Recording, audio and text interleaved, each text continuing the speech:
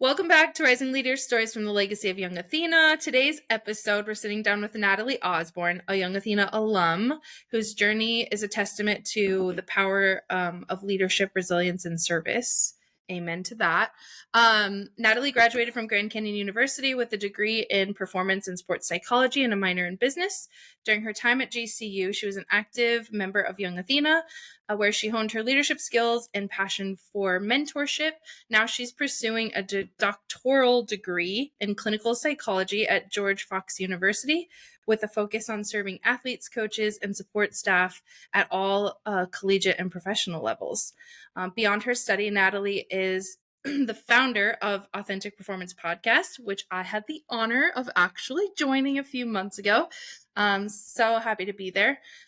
You're a research administrator and a mentor who brings expertise in sports performance and meaningful impact on the community, truthfully. Yeah, I've listened to a lot of your episodes, so I will definitely second that.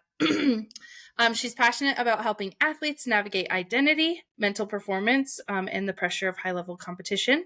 Natalie, we're excited to have you today, so welcome. I love that. I do listen to your podcast all the time. I don't know if you know that. So anytime I get like a notification that like Authentic Performance has posted a new episode, I'm always out there being your super fangirl. So if you ever need a hype girl, you know who to call. Thank you. Yeah, it's an honor to have you listening. Good.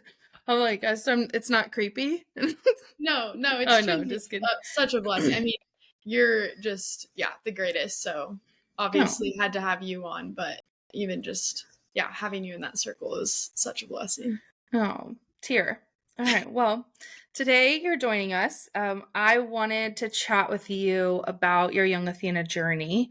Like so many of the other women that have graduated our program, I know that it had a pretty profound impact. And we can't forget to talk about, I don't even know what you would call it. It was like a symposium. What did you call it? That you put together right before you graduated? Yeah, we called it the Complete Athlete Conference. Oh, yes. So it was a conference. Okay. Yeah. So I don't know if that's in here, but we'll definitely have to talk about that. Because when I first figured out that that's what you were doing and you had like 3 or 4 weeks, you're like, oh, I'm doing this before graduation. And I was like, wait a minute, what? And then you freaking killed it. So I had to go to that. But we'll get to that. Yeah.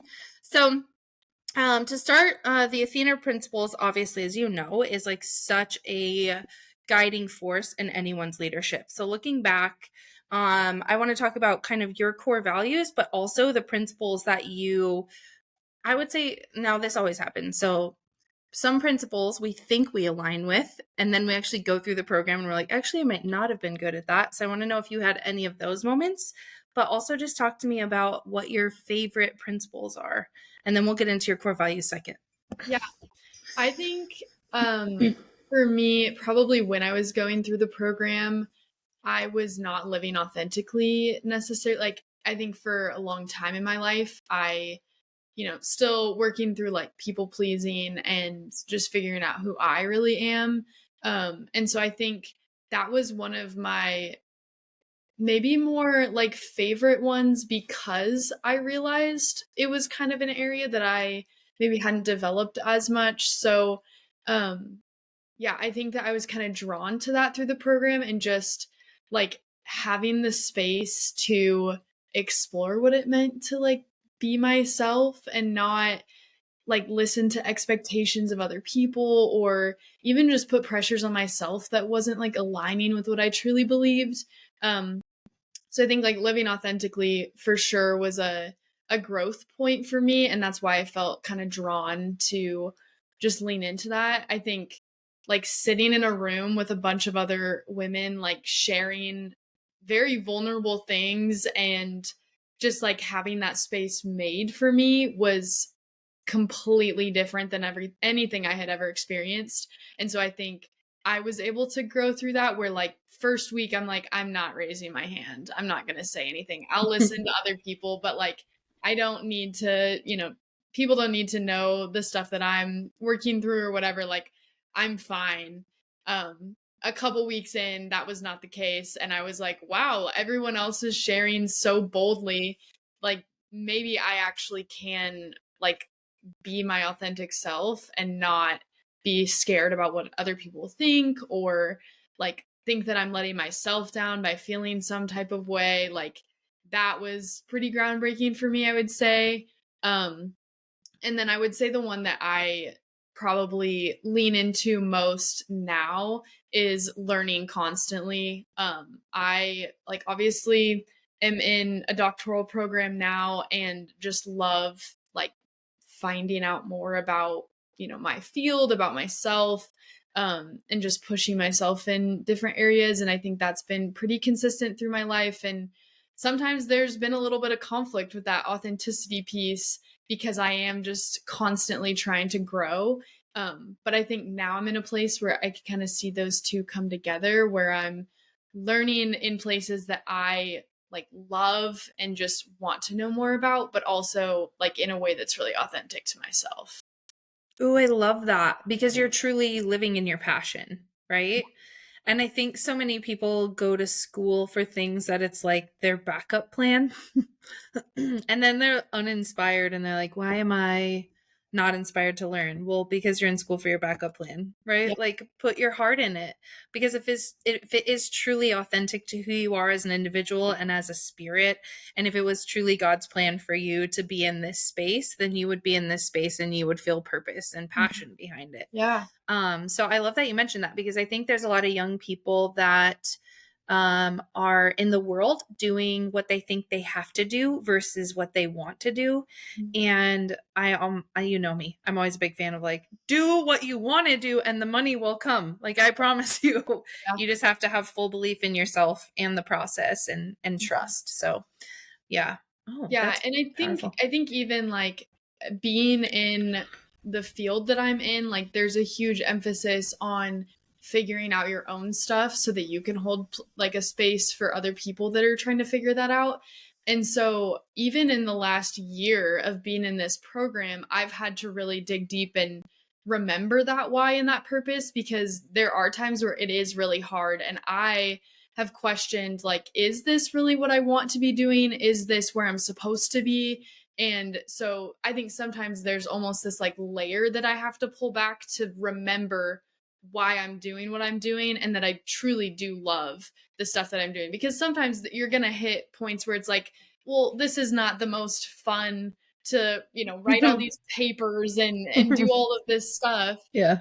but like ultimately I do love it and I do, see what this is going to lead to in the way that that does truly align with who I am and what I value. So I think there is a little bit of like discerning there, and that's been super evident in like my field is like we just continue to peel back the layers of ourselves so that we can help other people do the same thing. Oh, so good. Yeah, and I think you make a good point there too, is like a lot of times as space holders, which I mean, that's going to be your career, right? You're just holding space for athletes and this like very specific industry. But the better we know us, the easier it is for us to hold space for others, right? And so I think that's a really valuable point is it's really hard to go into clinical psychology without having a deep-rooted self-awareness because then that might pour out onto your patients, right? So I think it's really powerful too that you look at things through that lens because it's absolutely necessary. And even I'm not nowhere near clinical psychology, right? But I am I do consider myself a professional space holder, but I had to really meet myself at my absolute depth so that nothing that anyone ever shared in the room of Young Athena is ever going to hinder my perception of them. I don't sit in judgment, right? There's nothing that creates that like wounded response within me because it's like, oh, or it's God being like, you should probably talk about that. And Yeah. then I'll get the question and I'm like, oh, this is a complete mirror. Okay. Yeah. Okay. Right. So I love that so much because it's such a beautiful lens to look through. But I've always told you you're going to be a change maker and a world changer. So I Yeah. have no doubt. So one of the things I want to talk about too is your emphasis on athletic identity because I think it's so powerful. Can you talk a little bit about what athletic identity is, and then like what kind of the experience and why it's such a critical piece of the athletic experience? Yeah. So basically, athletic identity is just the extent to which someone identifies with their role as an athlete. And, when we look at identity, like there's a lot of pieces to people's identity, but in sports specifically, sometimes people like specialize in, a sport, a couple of sports, whatever, but their sport becomes everything. And when that happens, then you stop exploring other avenues that might be like things you might be passionate about, but you're just not exploring it because you already have all your energy in one area. So it is like a spectrum. Like you could have someone with a really high athletic identity that has no other activities that they're involved in, and their entire existence depends on their role as an athlete, and sometimes maybe even their performance as an athlete. Like if they're doing well in their sport, then they're living, the best life that they possibly could. But if they're not, then they don't know who they are. But you can also have people that are pretty low in athletic identity, and they may not have as much success, both like actual performance wise and then also like enjoyment in sport. So it's kind of a tricky thing, because like having high athletic identity actually has a lot of great benefits for like self-esteem and team cohesion and like enjoying your sport. But there's just a certain like point where it might become detrimental if someone no longer has that piece of their identity. And so for me, like the biggest thing that drew me to kind of explore this is that I was an athlete my entire life, and then one day had an injury and was just done. And my identity was very much wrapped up in who I was as an athlete, both in like a performance way of like if I wasn't playing well on the basketball court, I wasn't feeling great about myself as a human. Um, and also just that was what I did. That was who I was my entire life. And so once that was taken away from me, I was like, identity crisis at 20 years old. Like I don't know who I am. And so that's kind of why I am so interested in it, is because I went through that and had to really like deconstruct who I was and figure out what that looked like in a world where I'm no longer a college basketball player, and yeah, have to move on with like what the next thing is in my life. And I think a lot of people don't really get that help in that season of like figuring out what is next, or even in the midst of sports of being like, oh, maybe I have this passion that I haven't really been able to explore because I've been so committed to this one thing, which is not inherently bad. But if there's no other exploration, then, it can make it hard for people to really get a diverse identity. And then, if things are temporary and they're taken away, then it's, hard to recover from that. Yeah. And I think even if we broaden the scope a little, this is truly foundational for anyone who is very wrapped up in any one identity, right? Like even I was doing some work with like a bunch of single moms, and even the idea of like being a mom and the identity that comes with that, whether you're a stay-at-home mom or whether you're a working mom or whether, right, and it's all wrapped up in that, and then their kids move away, right, and they become empty nesters, and then it's like, what do they do now, right? So I Yeah. was just, it's ironic because I was listening to you talk, I was like, oh, this feels like it's on repeat in my life, maybe it's something I need to listen to.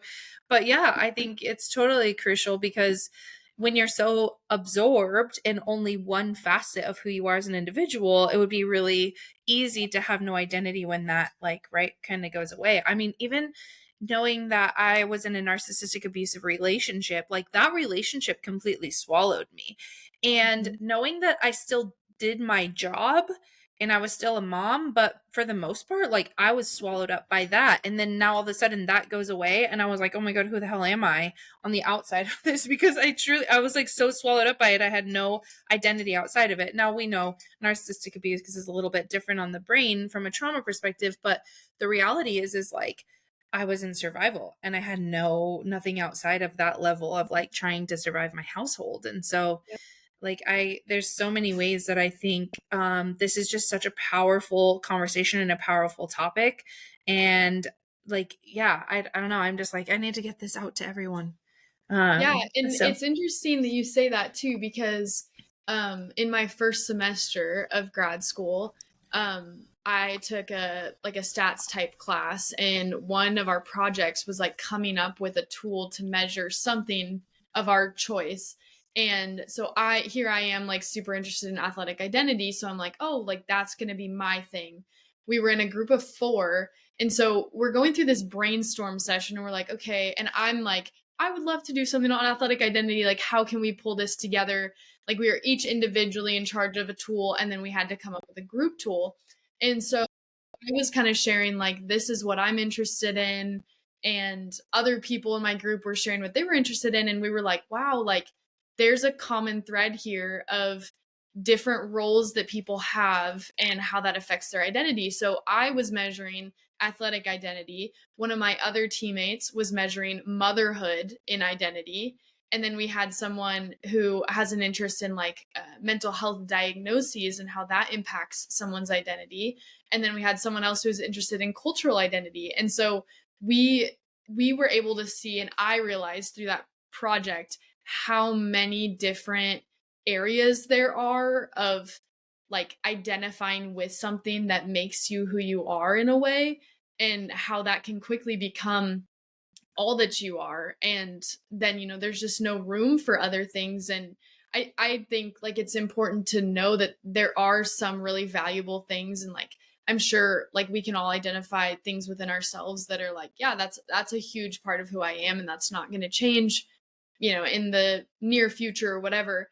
But if we don't have any other avenues, then it's like, if something does happen, how do we pivot from here, and how do we continue to live a fulfilling life and not have everything based on something like a sport, for example. Like this, that's such a temporary thing, and that's why I think more people struggle with that, and maybe it's becoming more talked about now, is just because it is so temporary, and there's not a lot of things you can do to like continue that on after a certain point. And so you've got to figure out what the next thing is in a healthy way. Mine was not a healthy way, but it was a process of figuring out, like, what does this actually look like to be just Natalie, not, college basketball player, not what other people are expecting of me, and I think that ties right into the authenticity piece too, of like that there is a lot of exploration that you have to go through to figure out what that actually is. Yeah. That was actually going to be my next question too, is like, where do you feel authenticity fits in that? Because I think athletes feel so pressured to be at a certain mold and get certain stats. Like you're constantly as an athlete compared to numbers. Like what are your stats and what are your, like, even for example, I was just talking to my mom about my daughter plays club volleyball and she wants to go to a D1 school and that's like her goal, and she practices and she's like constantly playing volleyball. Like that's just that's who she is right now. But even with her, I'm like, okay, what else are you doing? Like, who are your friends? And like, are you going to have a boyfriend? And you need to have a social life. And right. Like, so we're doing all of those things to kind of break up that identity. But my mom was even saying like, well, it would really be better for her to not make JV or varsity her freshman year because she'll get benched likely, and then she won't have any stats for her freshman year. And I'm like sitting there thinking like, oh, like she's already going in, she's graduating 8th grade this year. She's going into her freshman year and she's already going to have like this statistic comparison that she's going to have to live up to if she wants to elevate to the point of like getting a scholarship in college and like going and playing for a D1 school. It is literally about that. But then again, like that criterion is just so hard. So what are some recommendations that you would make for like how authenticity can either support that? Is it helpful? Like what's your opinion on that? Yeah, I mean, I think back to like when I was playing sports, and there was definitely there is definitely a big like part of me that is competitive, and not even necessarily like the comparison to other people, but a lot of comparison to myself, which in a way can be really beneficial if you're trying to grow, of like, okay, this is where I'm at right now and this is where I'm going, and just kind of like reflecting on the ways that you're growing, as long as it's in like moderation, of also giving yourself grace and taking the pressure off in some ways. But it's a really hard balance, especially for athletes that are like looking to go to a certain level or want to, have certain stats. It is a really hard thing because that metric is consistently in sports, and other people look at that in a lot of ways.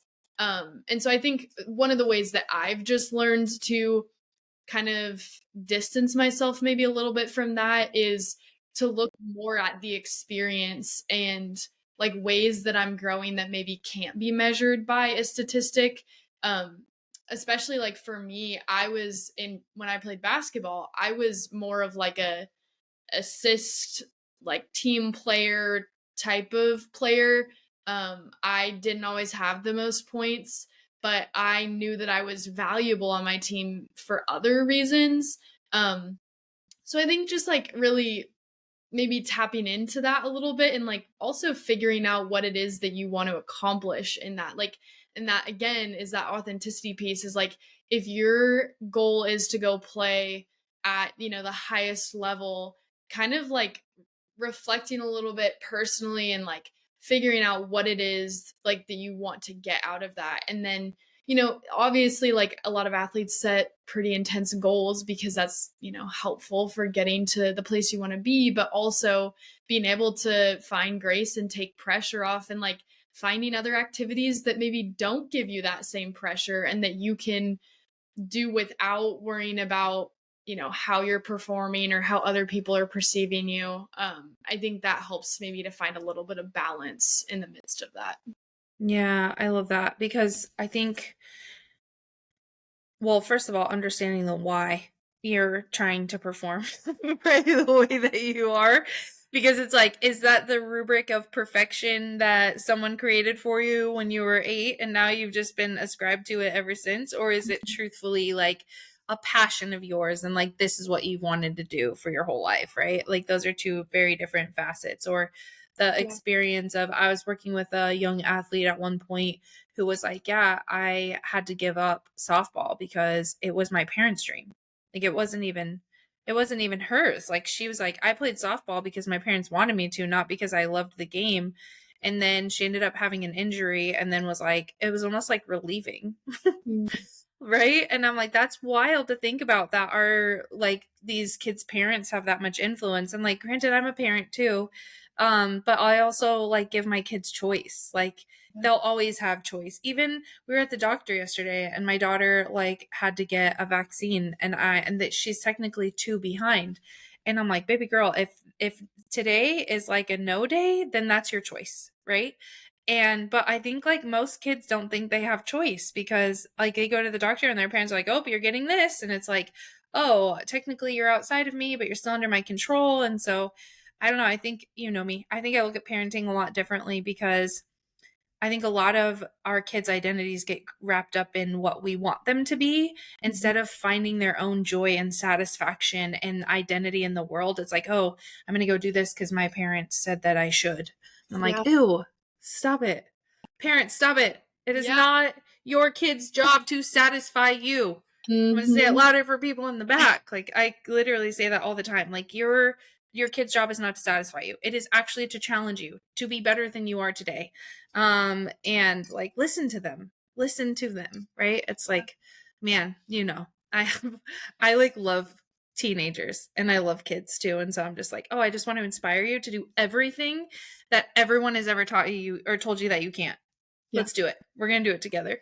because Yeah. because it's in there. Yeah. And I think it is like for me, I know I didn't feel pressure from my parents to play a sport, but there's also another thing that like comes up a lot is just like the perception of other people. And I grew up in a place where if you were an athlete, you were one of the cool kids, and if you weren't, then who cares, like, Oh. so that I think was ingrained in me from an external perspective of just knowing how other people were going to view me if I was no longer an athlete. Like I literally went off to college thinking I have to make people proud and like make people think that I'm worth something. And I did love basketball, and so like that was another part of it. But once I was like getting out of it too, I was able to also kind of reflect on like, why am I actually doing this? And it's like we cannot live in a place where everything we're doing is based on how other people are going to see us. Like that doesn't align with what we want. And whether that be like our parents or just other people in our lives, we have to be able to distinguish that. Yeah, absolutely. Absolutely. And such a valuable tool too, to be able to discern, Mm-hmm. right? Of like, oh, this is someone shooting on me, and Yep. this is actually feels like like what they're saying resonates, right? It's not doesn't feel counterintuitive to who I exist as a human being. Yeah. So, okay, so since we're still talking about athletic identity, which I love this topic. Like I actually rebranded my LinkedIn because of your conference, believe it or Yeah. not. Yeah. So, and that was the first rebrand. I just rebranded it a second time. But you had that question of like, who are you? In like just a few sentences as one of your worksheets. And I remember sitting there with that paper and I was like, wait, who really am I? Because I feel like I have a very authentic lens in how I live my life. Like, I'm going to share my heart and I'm going to speak my truth. And like, that's just who I exist as. But when I brand myself to like do the work that I do, I don't think I ever branded through that like really authentic lens of like, no, this is what I'm going to do with my life. And I don't care what obstacles get in my way. I don't care who says I can't do it. Like, I'm just going to go out there and do it because it feels real for me. But let's talk about the conference because it was so powerful in so many ways. And you literally put it, what was it, like 4 weeks? Yeah. You put it together in like 4 weeks.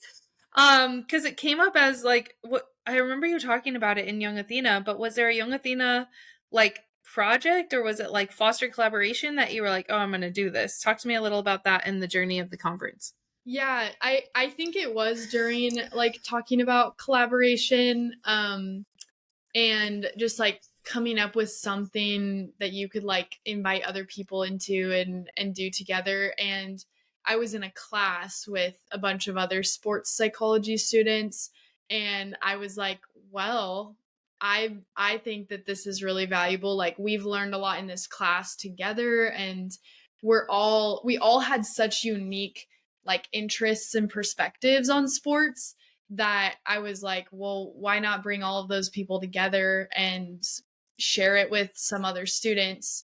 And then I feel like there was also an aspect of it that was like mentorship at the time because I had a lot of people pouring into me, especially as I was like applying to grad school and figuring out what exactly I wanted to do. And so I was like, not only can we collaborate in this class, but we can also bring some of these people that have been pouring into me and like sharing their experiences and they want to share it with other people too. Might as well bring them in and have a panel of people that are also from very different like perspectives, backgrounds and everything in the sports psychology and even exercise science because we kind of brought in both like sports psych and exercise science together, which is another collaboration. My roommate was an exercise science major and so I had talked to her about some of my dreams and stuff and she had the same and so we were like, yeah, let's just throw this together. Definitely was a team effort. I thought it went really well and was just really cool to see like what we could do when we had people that like again all had different like interests, talents, perspectives, and to just bring that together to be able to provide something valuable to other people was really cool. Yeah, I loved it. Yeah, I was there supporting you and then also supporting Ashley. So it Yeah. was like super fun to kind of look at where you both are now. And like I'm spoiled. I get to see her like a couple of times a week right now, once on Zoom and then once at Young Athena. So it was super great. And I think even me, like I'm not in the sports psychology world, right? Like that's not a world, but I am a high performer, right? And it's not a high performer from an athletic perspective, but a high performer from a career perspective. Like I've met very few people that work harder than I do. Um, and so from that aspect, even just understanding myself through the identity of like I'm more than just my career. Mhm. I'm more than just who sits behind my computer and answers my emails during the day. And so even with as established as I feel like I am in my career at this point in my life, it was even then looking at like how you just threw this conference together in 4 weeks and here I am as like a professional in the world going, Oh, hell yeah. Like I totally relate to this material, and I do fall into these loopholes sometimes, and I do find myself like having to get out. And you gave out some really powerful tools too to like self-identify even. Like, are you in burnout? Like, what are you sleeping? Are you like, right? Like, part of being a performance athlete is actually also taking care of your body. And if your body is exhausted and you're still pushing yourself to go to the gym for 3 hours in that day, like you're you're already athleting wrong. Like, go to bed, man. Yeah. Yeah. So And I think it is so cool too how applicable it is for people in all different areas of life. It's funny because my grandma is like my biggest fan on my podcast. Like she'll send me a review after every episode that she listens to. And at first I was like, oh, just she's just being a supportive grandma. But then like she's explaining to me that some of these concepts are like really affecting her as she's going through a different stage of her life. And so when I started like looking at identity and especially like in regards to athletes, like I thought it was this very narrow path, but then you see how it applies to other people. And that is just one of the coolest things of getting to be like, this is my specific area that I love, but there's also people that can benefit from that in all different areas, especially like high performers, because like in sports psych, we also talk about like military populations, CEOs, like entrepreneurs, like there's so many like overlaps between those people. And so it's cool to see how you can not, I'm in this very specific road, but also get to see how other people are experiencing very similar things in completely different ways. yeah, I love that. Yeah, because I guess from a psychology perspective, that drive is going to be similar across all of those Yeah. facets. Yeah. Oh, I love that. So you mentioned a few minutes ago that you had like really good mentors that kind of like were just holding space for you in that time and like really helping you develop. So talk to me about some pivotal moments in your journey and like the mentors that kind of helped shape your path and like shift your perspective to get you where you are right now. Yeah. Well, you were a huge one. Just Dear. even just holding space, I think in Athena, like we obviously had some like long conversations even after Athena. Like I remember just hanging out there for a while and just chatting about life and things like that were really influential. But even just like going into a space and knowing that I could just explore what I was supposed to take from it, what was going to be meaningful, like having that provided to me, I think was really influential. And not even just in like, oh, I can go in this space and like have this or whatever, but I think a huge part of mentorship is like having someone pour into someone else so that then they can go do more for other people too. And so in that way, I felt like I was built up to where I could then go, encourage other people and share with other people. So I think that was really, really valuable through Young Athena. I think, like, in general, my journey with mentorship has been interesting because I bounced around for so long. Like, I went to junior college first and then transferred to GCU, and then now I'm at a completely new place. Um, but I think like at each stop there were people that just wanted to help me, sharing their life experience so that I could go and learn from some of the things that they had already done. And so yeah, like I had at GCU, Dr. Bree was a huge mentor for me, especially in like I had no concept of like what grad school was going to look like for me, and for her to like sit down with me. I remember going to her office once. I was there for like 2 hours and I'm like, she is a very important person. Like she doesn't have 2 hours to just sit and talk to me, but she gave it to me anyways. And um yeah, just like walked through a lot of the things that I was afraid of like, I don't know what this is supposed to look like. I don't know what to do about this. And people like her would just sit with me and share what they had gone through and then help me kind of figure out what that would look like for me. So um yeah, I think it's interesting because like I've kind of had like be in one spot for a little while and still find really great mentors and then stay connected. It's not the same as it was maybe when I was in college. But I think it is cool also to find different people at different stages of your life that, can help you and encourage you along the way. And yeah, I've just always kind of sought that out, because I just know that like people want to be there and share their life experience, and that I think that's a really beautiful thing to get to have in your life. Yeah, I love her too, by the way. Yeah.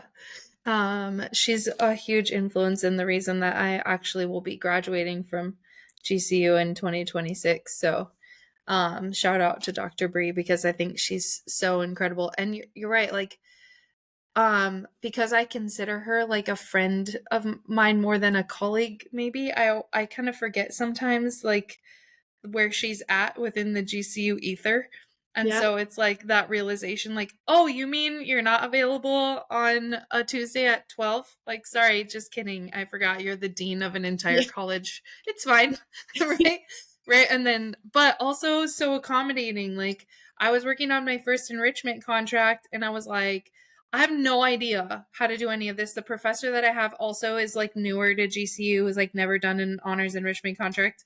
And so I was like, can you call me?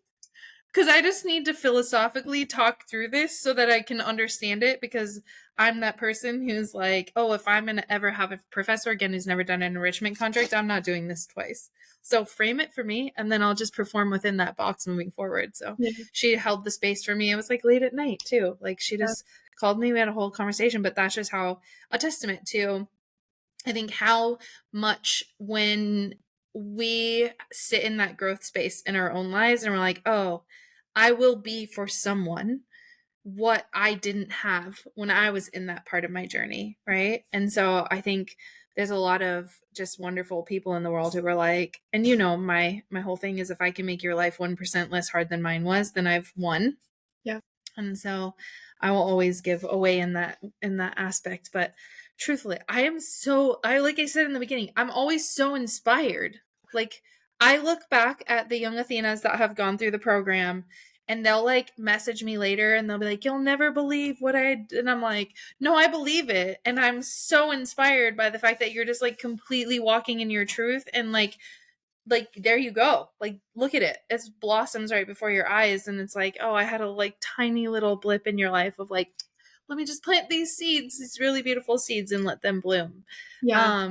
Yeah, it's super powerful. Yeah.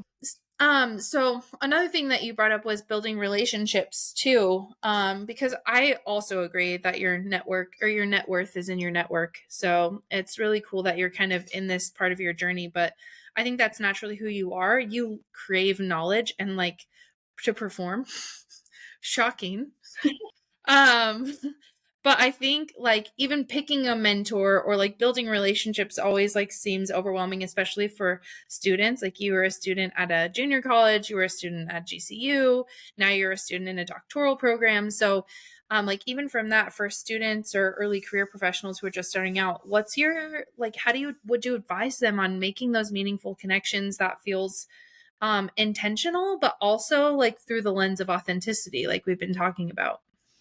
Yeah, it's actually interesting. I went through a different honors program my first semester at GCU, which was all about like just professional development in general. And one of the things that we were kind of tasked with was like reaching out to people that are doing what we want to do and just asking them questions.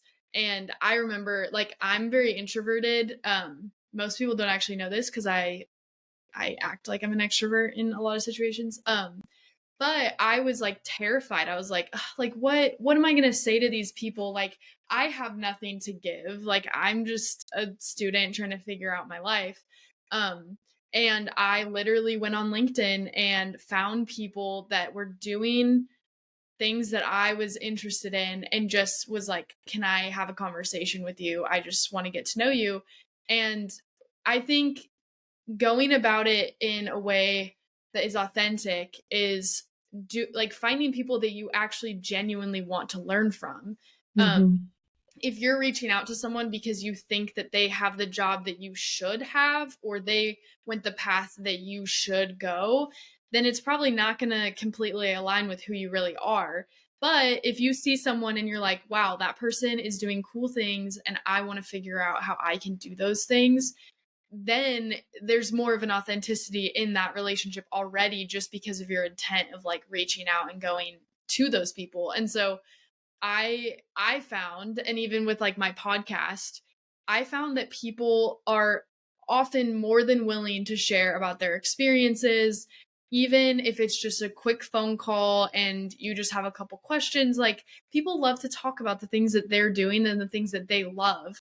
And so for me, that was the biggest thing of like building my network, is just connecting with people in a way that's meaningful to me. I'm not going to go call someone and say, just like, oh my gosh, I love all of these things just because I'm trying to impress them. I'm going to call them and say, listen, I actually am really interested in this research that you did, or I'm really interested in this thing that you did. Like, tell me more about it. I'd love to know. Not because I'm trying to build that relationship, like for gain or anything, but just because I genuinely want to get to know what they're doing. I mean, we connect with people over common interests and, different passions. And so if that's kind of the driving factor, I think that those are more authentic relationships. And then like I've just found that that's also helped me grow a lot, and just being humble enough to say, I don't know everything. There's also really cool people out there that know a lot more than me. And I just want to learn from them in whatever way I can. Yeah. I think we align a lot in that way, because I'm the same. Like, people are like, you just talked to the VP. I'm like, yeah, was I not supposed to? Yeah. I'm like, oh, that VP's got a lot of really valuable information, right, in his or her brain. So, like, why wouldn't I talk to them? Naturally, I'm curious, right? And it puts me in a lot of rooms where I think because of my age, too, people think I shouldn't be in. But then when I'm sitting in a room full of experts and I'm able to like hold my own and have a conversation, then I'm like, oh, wait, I am really actually meant to be here. Like, there's a lot of power in, I think, self-realization too, when you put yourself in situations like that, and then you're like, oh, I am just like you. I am like on the path to be a different version, but it's like it's all into how you show up for you. I think at the end of the day also. Because you're right, the ill intention, that shit runs out real quick. Mm-hmm. Right? When like you go into a relationship with like not a good intention, like the energy just falls out really fast, because there's a lot, like it doesn't feel good to either of you. So yeah, that's a really powerful point. So I wanted to chat too about, you have so many roles, like, right, you've been in research, you've been in mentoring, you're a podcaster, now you're in a PsyD program. Talk to me about like some things that you've run across or been pulled in directions that actually didn't align with who you are. How do you now, knowing what you know about your authenticity and all of that, how do you recognize what doesn't align, and what steps do you take to like realign yourself? Yeah, it's a really interesting timing to have this question, because the entire first year of my doctoral program is basically just like throwing you around and trying to figure out like what you need to do to like make things work. And a lot of that is figuring out what do I genuinely love doing, and what things are not going to be beneficial for me just because they don't align with what I want. And so like even the last couple months has been a lot of that, like figuring out what things I can say yes to, like joyfully and happily and being excited about, and what things might look good to other people but don't feel good to me. And so I think there are a lot of things in my life right now that I absolutely love to do.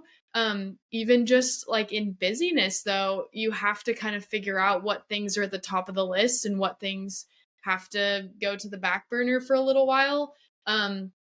And that's something that I'm still growing in, because I do love to try new things and also like just be in a lot of different areas. But I think it does take a lot of like self-reflection to just figure out what's actually filling your cup. I know, like especially in this season of life for me, if I don't take measures early to make sure that I'm only doing the things that are like truly aligning with my values, then I quickly get burnt out, and then I can't do the things that I really do love to do. So I think for me, it's just been a lot of self-reflection of like, how does this make me feel? Like, does it really fill me up, or is it just draining me? And also like going back to the why of like, why am I doing this? Am I doing this because it's going to look good on my resume?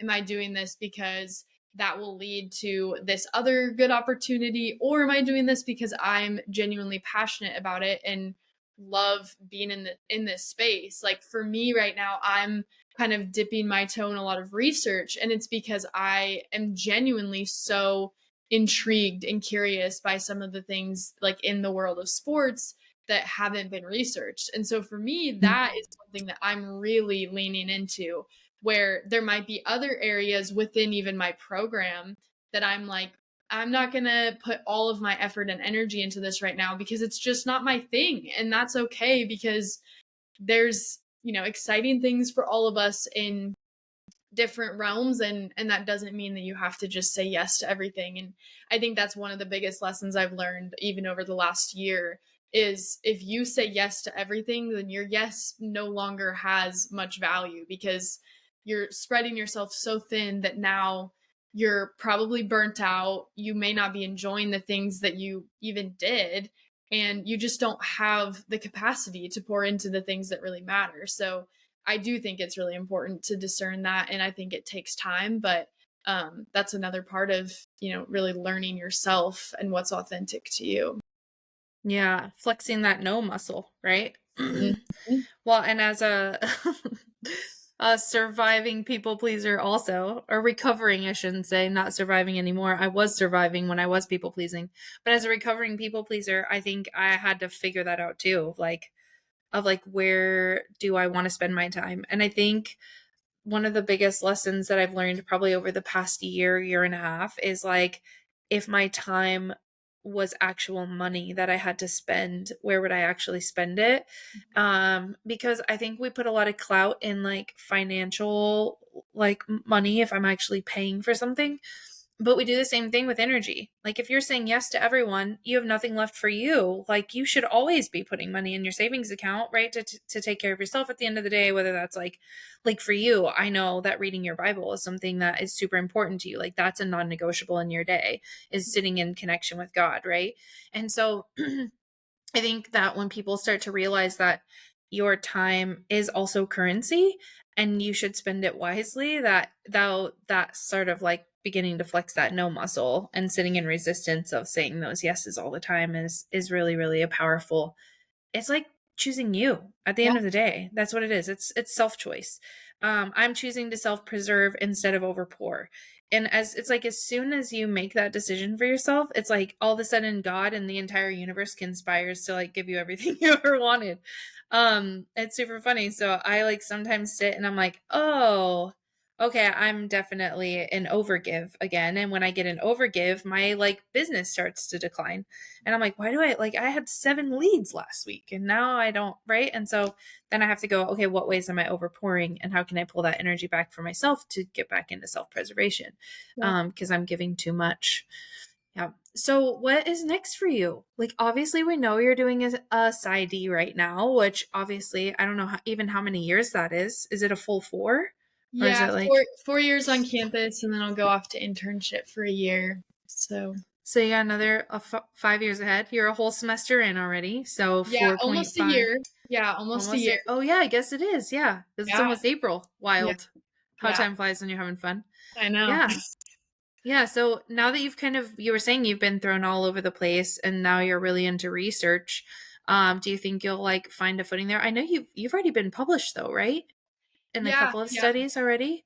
Yeah, I did a literature review when I was at GCU on like challenges of athletes in D1 sports and like transition programs. Okay.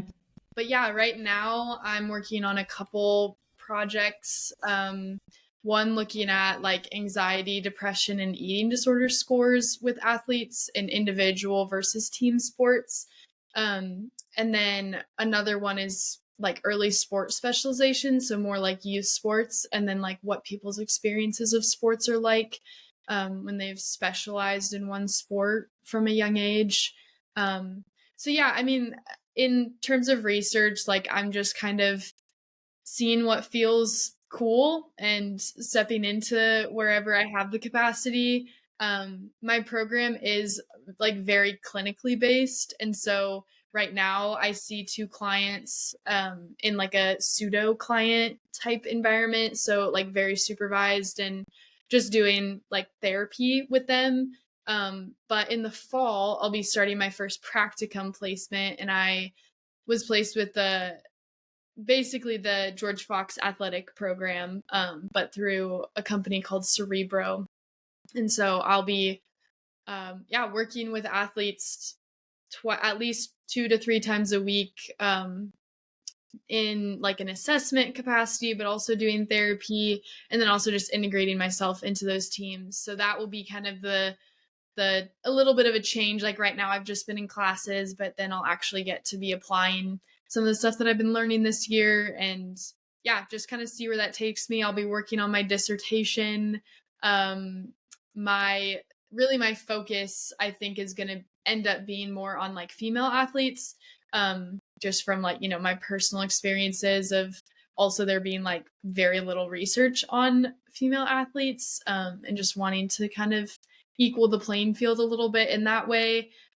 So I think at least right now, my dissertation will be looking at tracking the menstrual cycle with female athletes and how that impacts their performance and sleep quality.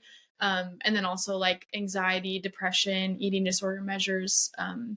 And yeah, just really trying to, as I'm going through school, just trying to build a more like comprehensive understanding of what athletes need, and then kind of filling in the gaps with research. And yeah, that's kind of the goal right now. I mean, I'm in this for the long haul. It's a long program, but I think it's cool that I'm not really having to wait until I'm done to do the things that I really want to be doing. Like I get to do that while I'm in school and while I'm growing. So that is really exciting for me.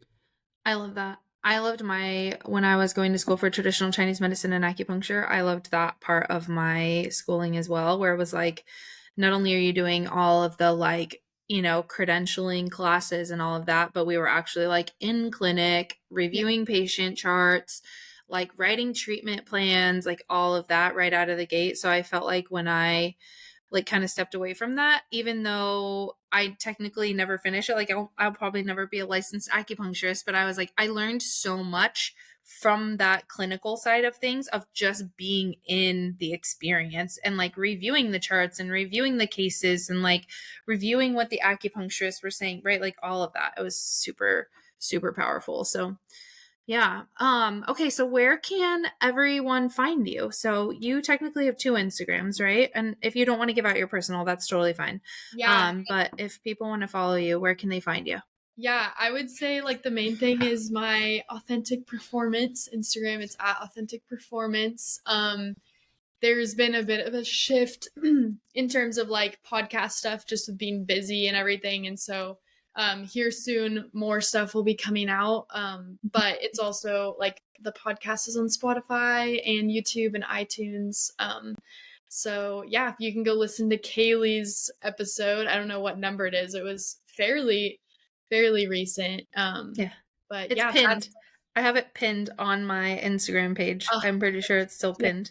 Yeah. Yeah. That's awesome. I love that. Okay.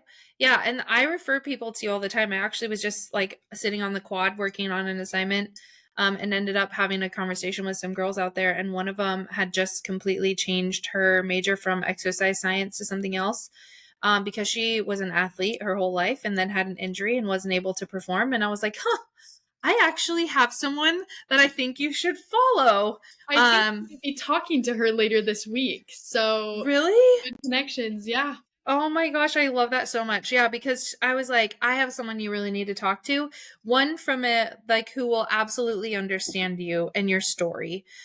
Two, who can help you in so many ways. But sometimes just knowing that you're not alone in this very human experience, in this athletic identity experience, that's super powerful. I'm really glad she reached out. I wasn't actually sure if anything, you know me, I'm just out there like being the butterfly that connects all these people. But I was telling her, I was like, oh, you need to connect with Natalie because I really think that you guys would have a good vibe. But also, she's like, she doesn't know even what she wants to do. And she's like, I think I want to do sports psychology. And then I was like, oh, well, like my assistant does sports psychology. And then I told her about you. So I'm really glad that she And that's how it connected. all happens. And like Exactly. that's one of the things too, like we talked about, like I have had so many people that have been like, yeah, I'll hop on a call with you and tell you all about what I do. And so like now being in a different season of life, I'm like, I will always say yes to someone who wants to hear about like what it's like, or even just like, I mean, I had people telling me about graduate school. I could not thank them enough for that, because I came in, it's still a challenging experience for sure, but I came in knowing a little bit more of what that was going to look like for me. And I will always be open to share that with other people, because again, like I've seen the way it's benefited me, and just being able to walk through life with a little bit more confidence, and yeah, knowing what I want to be doing. Yeah. Yeah. And you were geared up for it, right? Like there was like Dr. Bree, right? She's got a PhD. We're aware that how hard she had to work for that one. Yeah. So yeah, I love that. Well, thank you so much for your time today. It was such a pleasure. Always so good to see you. I miss you tons. I got spoiled. I got to see you, I feel like, so frequently. And then all of a sudden we're like living our lives in different states, and life happens, and you're busy and I'm busy, and it's like life. But always know that I am such a fan of you, and like I'm always here if you ever need anything, because I just, even sitting and talking with you sometimes, like, oh my gosh, you're just so inspiring to me, and like you're one of the many that like keeps me going. You know what I mean? Like there's so many. We've had over 300 girls through the program now. And so that's, first of all, crazy in its own right. But Yeah. then I'm like, oh, but there's some of you who like take that in and you're like, oh, I'm going to change the world with the knowledge.